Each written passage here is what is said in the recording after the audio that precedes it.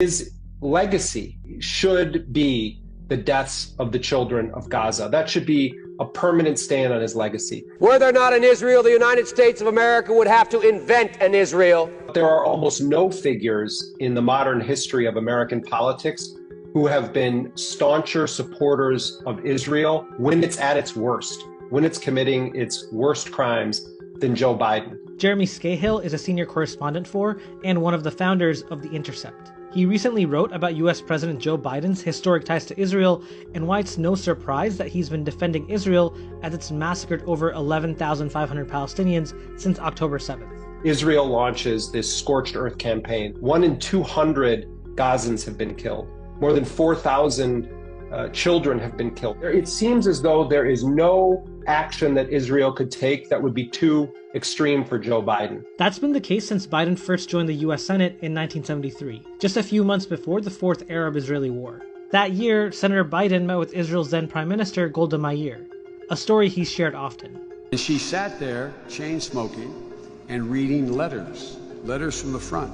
She could tell I was visibly moved by this. Joe Biden said that was a very consequential meeting for him. And when you review Joe Biden's career, when Israel is being accused of killing civilians, when Israel is committing war crimes, Joe Biden sort of serves as the American defender of Israel's conduct. In 1982, Israeli Prime Minister Menachem Begin visited the US to meet with senators after Israel had invaded Lebanon and started a campaign that killed thousands of civilians.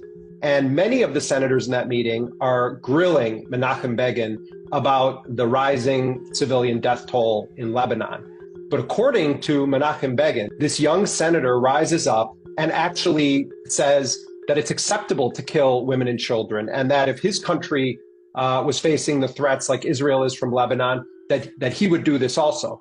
And Menachem Begin, you should understand, himself is a notorious war criminal. Begin had led the Irgun, a right-wing Zionist militia whose men had massacred more than 100 Palestinian civilians at Deir Yassin in 1948, part of a campaign of violent ethnic cleansing. So Menachem Begin himself is shocked at the comments from this young senator, and that senator was Joe Biden. There's no apology to be made. None. It is the best $3 billion investment we make. He loves to say he's Israel's best Catholic friend. You don't have to be a Jew to be a Zionist. You know, those words send a very specific message. I mean, look around the world right now. So many Jewish people are actually opposed to what Israel is doing. And those voices are excluded by these sort of folksy narratives that Joe Biden puts forward as what does it mean to support Israel. The support for Israel continued when Biden was vice president. When Israel raided a humanitarian flotilla carrying aid to Gaza in 2010, killing 10 people, Biden defended Israel's actions on The Charlie Rose Show. It's legitimate for Israel to say, I don't know what's on that ship. These guys are dropping 3,000 rockets on my people. They never found any weapons on the ship. All of them were civilians killed, but Joe Biden is out there front and center defending Israel on American television. And now as president, Biden has not only refused to call for a ceasefire, but his administration is actively arming Israel in its campaign against Gaza.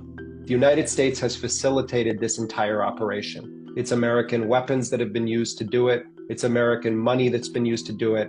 And most importantly, it's the political support from the highest office in the most powerful nation on earth that made this possible. No one should ever forget that.